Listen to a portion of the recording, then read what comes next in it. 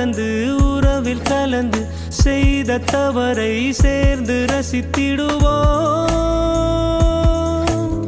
எத்தனை பேருக்கு இப்படி வாழும் வரங்கள் கிடைக்கும்